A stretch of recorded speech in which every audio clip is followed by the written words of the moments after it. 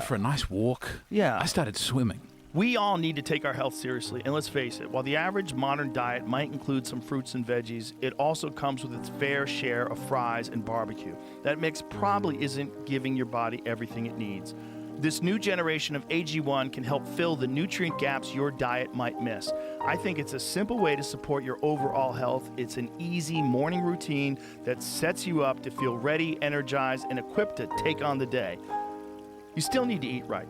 You still need to exercise. It's not a miracle, but it's a foundational habit that's quick and easy to maintain. Mix it in some cold water and off you go. I partner with AG1 for so long because they're committed to constantly improving. Their next-gen formula is backed by solid research, rigorous testing, and 4 gold standard clinical trials. Subscribe today to their newest clinically backed formula, AG1 Next Gen. You'll also get a bunch of other free stuff like a bottle of D3K2 and 5 of the upgraded travel packs with your first subscription. Just go to drinkag1.com/Joe Rogan or head to the link in the description to get started. That's drinkag1.com/Joe Rogan. That's I love great. to swim. Oh, you were telling me that. Yeah. I'm all about, I've got nothing. I go on stage and I try and talk about how much I love the pool. I got nothing. You might I've done like figure 3 something sets out. where I stand there and You go, might isn't figure it swimming beautiful? You'll figure it Then I say nothing and I wait for something to happen after that. And I go and talk about the next thing. Well, it's, one of those exercises that because you're moving against the resistance of the water, it doesn't damage your joints. Yeah. And it's like, it feels like therapeutic, even though it feels like exercise. You can get yourself tired if you want. You can slow it down. Oh, yeah. You can. Yeah, and it's fun. I swim with my dog. In a lake? In a No, pool? in a pool. Me and the dog swim in the pool. He's the funniest. He's such a great dog. I did find your dog Instagram account. Are you running the dog Instagram No, account? my wife runs Okay. it.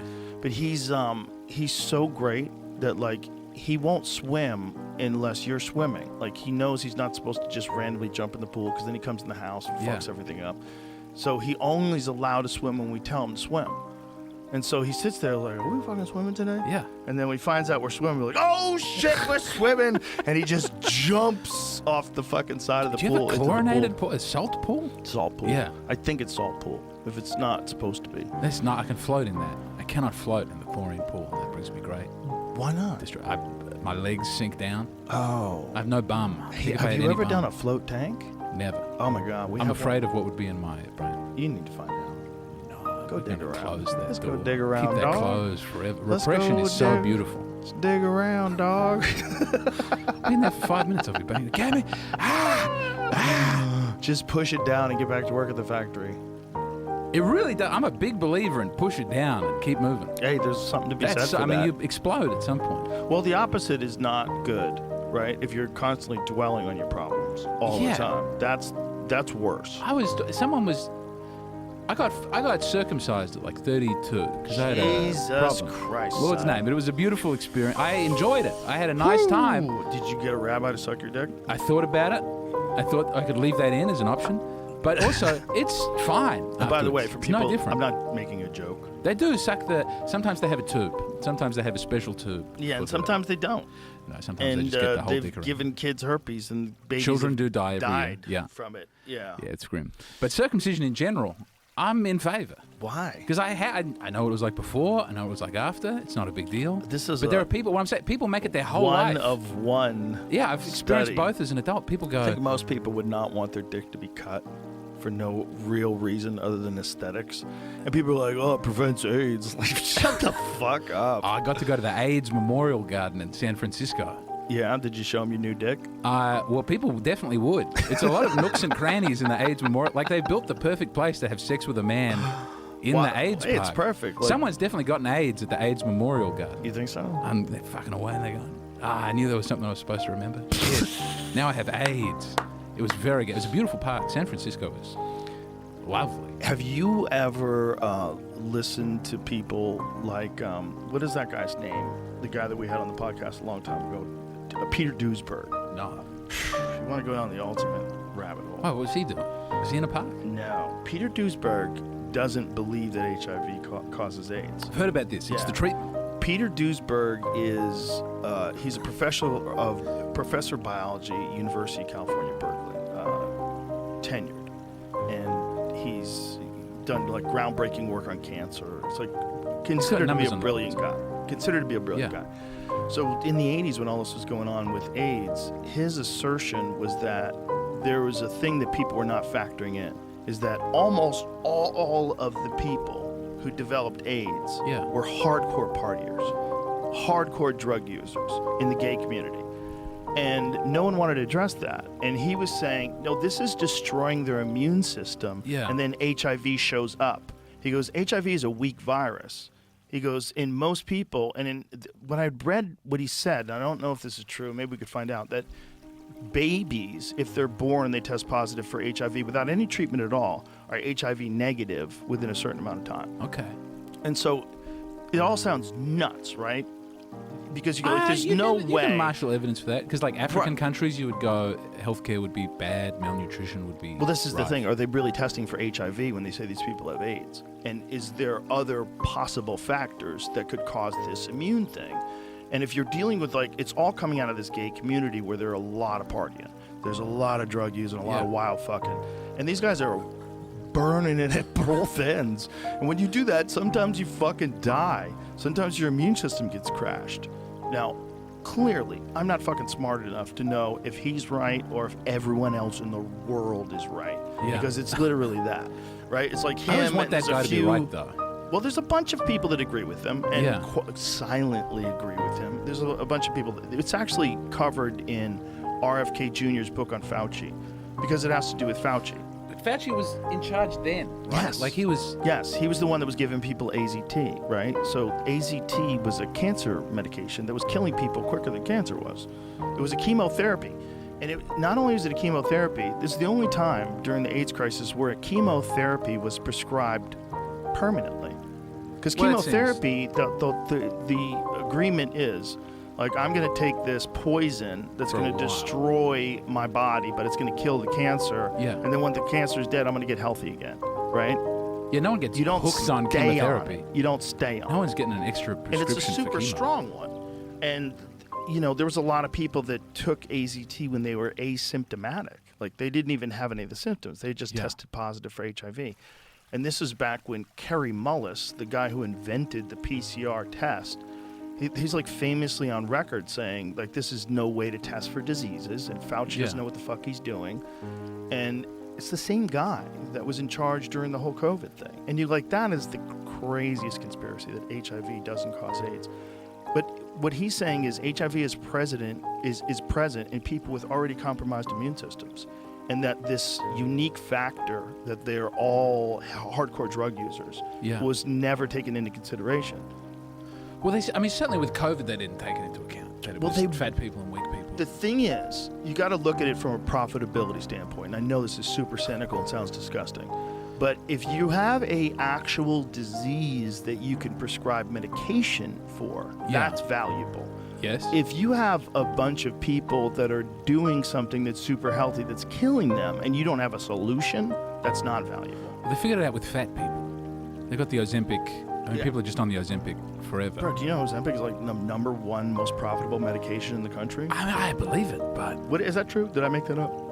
I think that's true. They're all doing it. Sometimes I see things on TikTok and I was like, this is China. Also, some of them look great. Oh, yeah. I mean, I know people on Ozempic who are... They're sprightly, they're bouncing around. Doing it? No. Thinking about it? Never. Nope. No. No way. I'm a comfortable level of fat. In America, no one has ever called me fat. No, you In Australia, at this body, all the time. Really? Yeah. They're all fucking healthy over there. You guys got to hike everywhere. I think the food is better. For sure. For sure. I became lactose intolerant when I came to America because I had raw milk and then I vomited green bile for a couple of days. You ate raw milk here? I had like a gallon of raw milk in a day. So raw milk, not pasteurized, not homogenized? I got it from the farmer's market. The guy looked really strong and healthy. I was like, I want that cool right-wing milk. That gave you lactose intolerance? I don't know. I like the milk so much, I like to believe it wasn't that. But it was. Maybe you just the next day. Too much of it. I think I got some sort of weird bacteria. But I was, green bile, both ends. Really? Yes. Lost a lot of weight. Right now, you're destroying the raw milk industry. Single-handed. It was the most beautiful milk I've ever had. Yeah. I don't want to be negative about raw milk. If you can have it and it doesn't do that to you, I think Have you had the raw milk? I have. It's like drinking a secret. I think raw milk should be like raw meat. Leave me alone. Leave me alone. I know how to cook a steak, right? Yeah. You don't tell me how to cook a steak. You let me buy raw milk. Let me buy it. Yeah. If you let me buy raw meat, let me buy raw milk. Shut the fuck up. Now, are you saying that it's killing people? Okay, where's your evidence? And is pasteurization and homogenization, which does make it more shelf stable and make it so that you can keep it in the refrigerator for a long time and it's still fine. It has a expired by date. Yes. Raw milk goes bad quick. So should you drink the bad raw milk? No, definitely not. But is there anything This is probably a limit on how much you should have. super beneficial about drinking the raw milk? Well, there seems to be a lot of evidence, as long as it doesn't have bacteria in it. Okay, well, how do you prevent that? Well, I feel like we can do that. See, I don't think the It solution doesn't feel is... especially well regulated at the moment. That's the problem. I bought it from a guy's muddy van. Oh, yeah. And then as I was vomiting and shitting, I was like, this doesn't feel natural. You got to I'm not get a it from calf. a reputable farmer. But I if you don't know do where get it that from guy a is. reputable farm, they exist. There's like a whole Gotta hit up website Craigslist? where you can find raw milk because people are raw milk nuts. Yeah. Which is also what turns me off to raw milk. The raw I mean, milk I got crazies. it. For about 6 hours, I thought I had the greatest insight anybody had ever had. This is the special milk. We should all be having it. Until it started blowing out your body. Maybe you just drank too much. I did. Everyone else in the family was fine. My wife, my kids, they They all had all a little drank bit. it? They had a little bit. Yeah, and you they probably were drank fine. too much. I mean, if you drink too much of anything, you'll get diarrhea. And think about like how much you're dealing with, how much like milk fat and how much liquid. It's You can too get good. diarrhea just from that. Overdosed on the milk. Yeah, I wouldn't I'd blame never the had a milk. milk problem before then. On the pasteurized milk, So now you have a milk problem? Now Like, I- how so? I shit Every immediate- time? Oh, a big, heavy, weird. So it gave you lactose intolerance? I like the milk so much, I don't want to blame the milk. But I will say it happened at the same time. Okay, so it's correlative. But from then on, are you getting lactose intolerant every time you drink raw milk or regular milk? Regular milk. Maybe Okay. maybe my body got used to the beautiful raw milk and it would only have it again. You know, I that think I would have a might hard time selling that to the wife. We're getting the raw milk back in the house. Yeah, that might be it, dude. I know that sounds crazy, but that might be it. Like your body might prefer real milk, and now that It's it in knows protest. what real milk's, Yeah. it's like fuck you with this boiled. Well, it's happening dead with shit. the bread, but I think this happened. I mean, Yeah. something's happening with the bread in America. It's like Like, my I don't- hands feel swollen. I don't personally have any problem with homogenized and pasteurized milk. Like when I drink it, it doesn't make me feel bad. I don't feel great, but I will do it if I Yeah. have like cookies and milk. But Oh, cookies and milk. yeah, but I don't think that you should be able to tell people that they can't sell raw milk. I think you should tell people if you're gonna sell raw milk, it has to meet some certain standards. Sure. You have to have certain standards of how you cool it, what you're doing, making sure everything's clean, everything has to be inspected. But they do that with other stuff. That's what USDA But also, those inspection on standards are meat definitely is. put together by big But that's- business to but- crush small people. But they do it that way anyway with meat. This Yeah. is my point. Yeah. There's USDA inspections. They have to make sure that the processing place is clean. Everything's supposed to be But under. then, even then, they still do the for a burger used to be one cow, and they'd grind that bit up, and now it's like Right. 1,000 cows coming together. Right. I don't think there's laws against that. Right. I think I think that if you the cow thing is a weird thing. Like and you're getting burgers that have like 1,000 cows Yeah. DNA in it. It is a weird thing. But I mean, it is just meat, right? It's But like, I think those standards are put there by the big corporate. Like I was thinking about like housing zones and districting. Like in Australia, the median house price is $1 million. It's you can't buy. No one in my generation is buying a home. It's a weird. right.